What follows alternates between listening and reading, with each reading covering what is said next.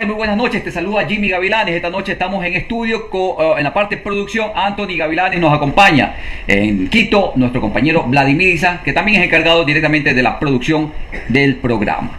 Te quiero dar la bienvenida. ¿Cómo te encuentras? Muchísimas gracias por este espacio. Felicitaciones por el programa que ustedes vienen haciendo como plataforma de comunicación que realmente se ha convertido en medios alternativos frente a la restricción en los grandes medios de comunicación que los pueblos no tenemos la posibilidad de opinar. Así es que felicitaciones por esta plataforma de comunicación y por estos programas. Estimado Ángel, ¿cómo viste la marcha del 1 de mayo? ¿Cumplió las expectativas que se habían propuesto? ¿Cómo viste la energía, el fervor de la gente? Porque no solo se reunió para celebrar el 1 de mayo, Día Internacional del Trabajo, sino también para alzar su voz de protesta en descontento por la situación a la que nos ha llevado este gobierno, que es continuación de los 4 años del señor Lenín Moreno. Porque recordemos que tanto la bancada de Creo era socioactiva en las votaciones de leyes en contra de los más necesitados con la bancada de Alianza País en el gobierno 2017-2021. Cuéntanos al respecto, ¿cómo se vivió la marcha del 1 de mayo? Según nuestra presencia, nuestra constatación en la movilización popular, consideramos que rebasó las expectativas que nosotros tentativamente habíamos previsto. Eso que nosotros no hicimos una convocatoria oficial, sino que hicimos por ahí un par de invitaciones de algunos grupos de trabajadores, de algunas organizaciones, así solamente una pequeña invitación que no fue formal, una convocatoria formal no existió. A pesar de eso, la marcha del 1 de mayo fue contundente en la gran mayoría de las provincias y, como no, en la capital de la República, donde nosotros estuvimos presentes. Lo que podemos observar, constatar, es que en esta marcha del 1 de mayo, que en el Ecuador prácticamente, que es como algo, como especie de tradición ya, se vio que existe un rechazo rotundo a las políticas antipopulares neoliberales del presidente Guillermo Lasso y toda la derecha podredumbre de este país. Sí, entonces en ese escenario puntualmente era el rechazo a las políticas que vienen violando flagrantemente al derecho de los trabajadores. Se expresó el rechazo en contra de las medidas económicas que ha adoptado este gobierno banquero, y además era ya la evaluación de la peor gestión del presidente Guillermo Lasso. En ese escenario ya el inicio de voces para organizar la recolección de firmas para la revocatoria del mandato. Eso ha sido las principales voces que se ha escuchado en la marcha del 1 de mayo. Por tanto, nosotros consideramos que, siendo que el 24 de mayo cumple el primer nefasta gestión del presidente Guillermo Lasso, desde luego, en el marco de la evaluación, en función del programa de gobierno presentado por el presidente Guillermo Lasso cuando fueron candidatos, y con el cumplimiento de las actividades o sus acciones ya en el primer año de gobierno, constitucionalmente nos da la posibilidad de revocar el mandato. Entonces consideramos que las voces recorren por 4 puntos cardinales del país, y esto realmente es insostenible para que el Guillermo Lasso continúe como presidente de la República. Eso es lo que hemos visto prácticamente en la marcha del 1 de mayo. ¿Cuáles eran las consignas que se repetían y se escuchaban el 1 de mayo? Lo que la gente repetía, ¿qué se escuchaba? Realmente ha sido generalizado prácticamente, donde se decía fuera Lasso, fuera, se decía fuera Pandora Papers, se decía algunas cosas que no habíamos escuchado, pero que ahí ya escuchamos. Por ejemplo, que decía y cómo es la huevada, la plata en Pandora y para el pueblo nada. O sea, realmente son consignas, pero que sale del corazón de los ecuatorianos, que estoy poniendo como ejemplo. Y así había un sinnúmero de consignas que jamás habíamos escuchado, pero que el sentimiento popular la va construyendo, esas consignas, en función de la evaluación de la peor gestión del presidente, repito, y para ver la alternativa de cambio, de solucionar los grandes problemas que ya ha causado el presidente Guillermo Lasso en cuanto a temas económicos, en salud, en seguridad, etcétera, etcétera. Realmente el Ecuador está en la peor crisis económica por culpa de este gobierno y de sus aliados. El presidente Lasso prometió arreglar el país y transformarlo en un Dubái. Lo iba a hacer en los primeros 100 minutos. Ya vamos a cumplir un año. Crisis de profesores, crisis de médicos, despidos por aquí, despidos por allá. ¿Qué decir? La delincuencia nos está acabando. Ya en el Ecuador se ha normalizado, ya la gente ha perdido ese poder de asombro. Ya ver que matan es cotidiano, lo han normalizado. que ahora la gente no se asusta porque o no está a la expectativa de que cuántos muertos habrá, sino que qué pasa que no hay muertos hoy día, se pregunta la gente. Hasta ese nivel de degradación hemos llegado. El día de hoy, Perfiles de Opinión presentó una encuesta en la que nos indica que 7 de cada 10 ecuatorianos desaprueba la gestión del presidente Guillermo Lasso. ¿Cuál es tu opinión al respecto? En efecto, repito, solamente revisando el programa de gobierno y las declaraciones públicas que hizo en campaña electoral, ofreciendo moro y moro, señalando que en 100 minutos él iba a resolver los grandes problemas que el Ecuador enfrentó, construido desde Moreno Lasso. Entonces, lo que ha hecho este gobierno es que en 100 minutos ha comenzado a destruir de lo que ya estaba destruido con Moreno Lasso. Entonces, en ese escenario, y todavía a propósito del 1 de mayo, el presidente Guillermo Lasso anunció en su cuenta de Twitter y en algunos medios de comunicación que él ha generado alrededor de 350,000 empleos adecuados nuevos en el Ecuador. Nosotros nos preguntamos dónde están esos empleos, de dónde sacan esas estadísticas ridículas, realmente que no tienen ni pie ni cabeza. Yo tengo experiencia en la administración pública. Para tener esa estadística hay que ir a la fuente. ¿Y dónde están la fuente de esas estadísticas? En la unidad administrativa de talento humano de cada una de las instituciones, en este caso públicos y privados. Claro. Solamente allí se puede tener, tanto en la base de datos, repito, de cada institución, en la unidad de talento humano. Entonces este señor lo que ha dicho es que se ha generado empleo en comercio informal. Así es. Pero vean, mi estimado, lo que quiero decir es que los compañeros pequeños comerciantes informales, que algunos ya vienen trabajando años, que algunos recién inician por falta de empleo, pero ellos son permanentemente perseguidos, agredidos por la policía municipal y metropolitanos, que día a día se ve en las noticias cómo sufren las agresiones. Entonces eso no se puede considerar un empleo, eso es una actividad de sobrevivencia de cada una de las personas. Entonces, por tanto, es una falacia lo que ha dicho el presidente. Y en el otro ángulo ha dicho, el empleo se ha generado en el campo, en la agricultura. Yo me permito señalar igual, ¿dónde están esos empleos en el campo? Cuando el campo, la agricultura de los pequeños y medianos productores en el campo, están y estamos quebrados por el incremento brutal del precio de los combustibles, que eso generó el incremento del precio más del 100% de los insumos agrícolas. En este caso, por ejemplo, el abono que estaba a $24, ahora es $55, por ejemplo. O sea, qué barbaridad. Sin embargo, el costo de producción o los productos producidos por los pequeños y medianos productores del campo están por los suelos cuando se va al mercado, y todavía el presidente tiene el descaro de decirles que tiene pensado importar leche, lácteos desde Uruguay a Ecuador. O sea, eso sería para exterminar al campo.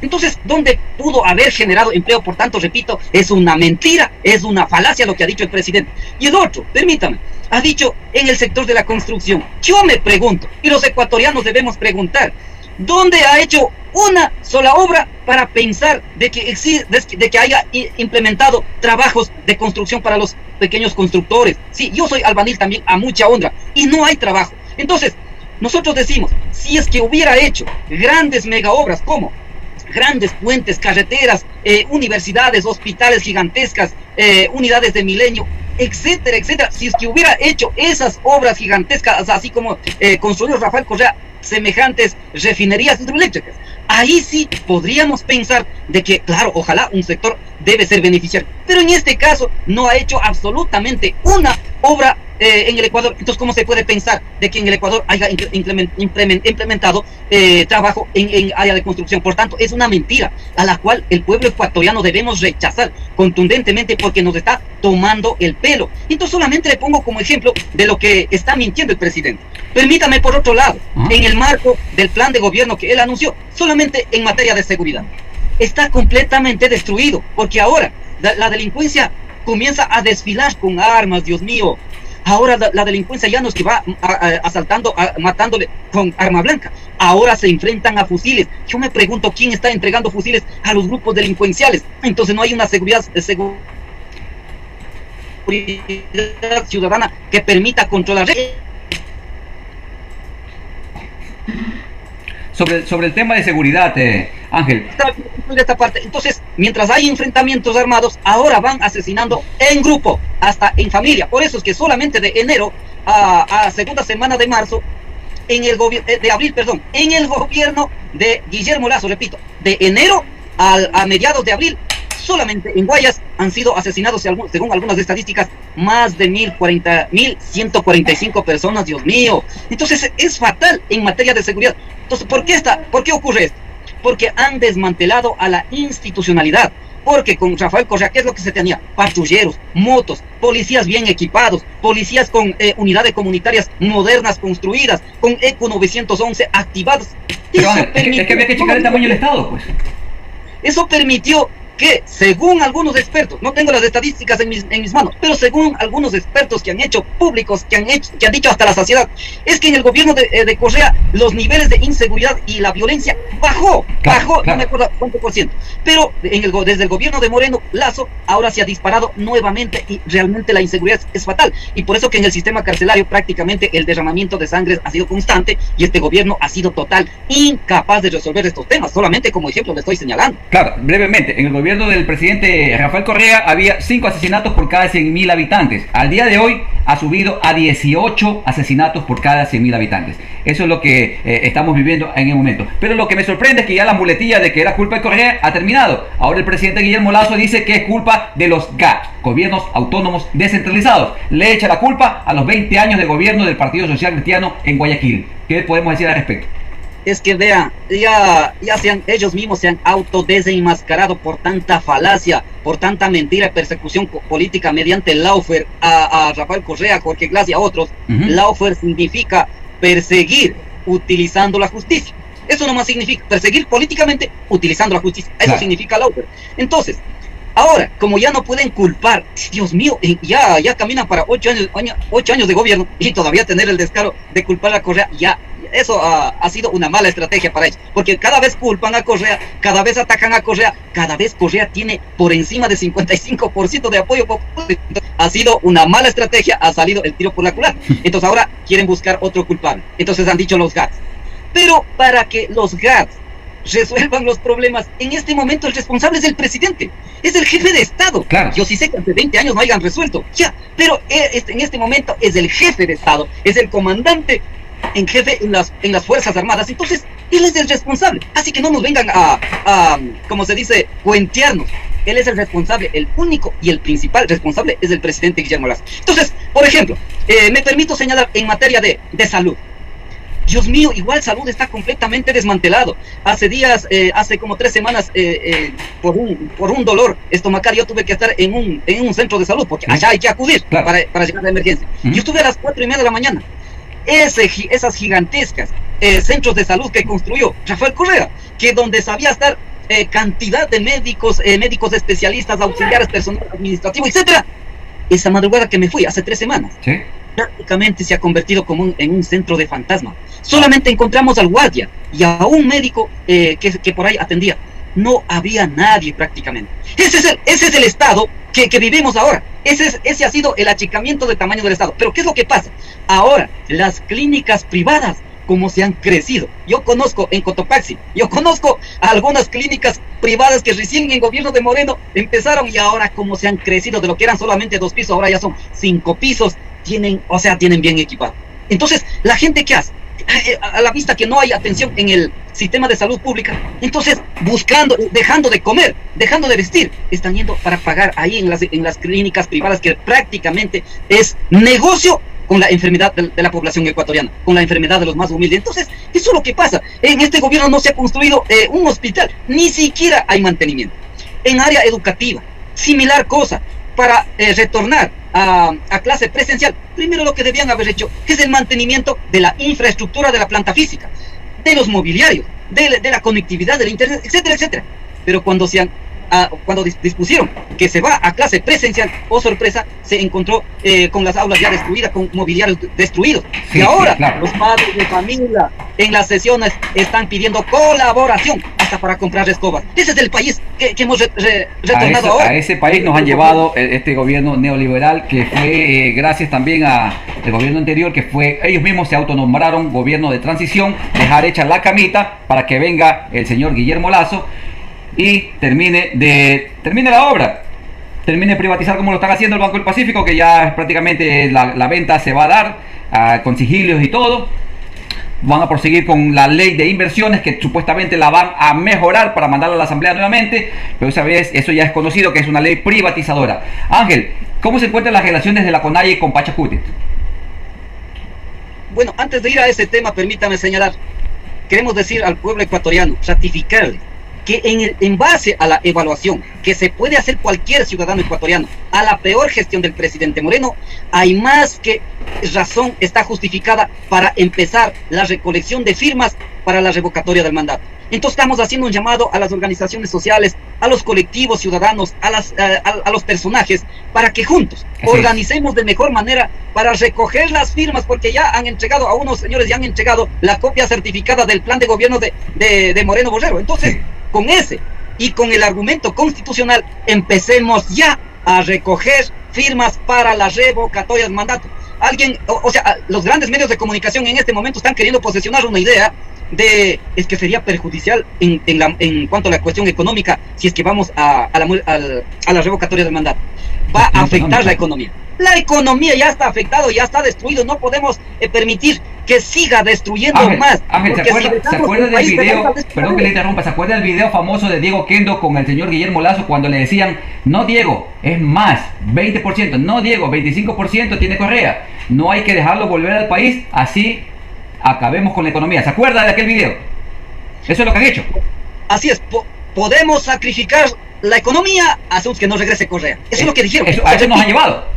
Así es. Entonces, el pueblo ecuatoriano no podemos permitir que termine saqueando al país de este gobierno y que al Ecuador vote prácticamente al despeñadero. Constitucionalmente los ciudadanos ecuatorianos tenemos el derecho de revocar el mandato y tenemos que organizar y ejecutar eso. Así como el pueblo, el soberano, eligió a un mandatario, ese mismo poder lo tiene con la revocatoria luego del primer año. Ya se va a cumplir el próximo 24 de mayo. Y las encuestas lo dicen claramente. Perfiles de Opinión la publicó. 7 de cada 10 ecuatorianos están en contra de la labor del presidente Guillermo Lasso. Esto sería una lectura a la situación real que está viviendo el país. 7 de cada 10 están inconformes.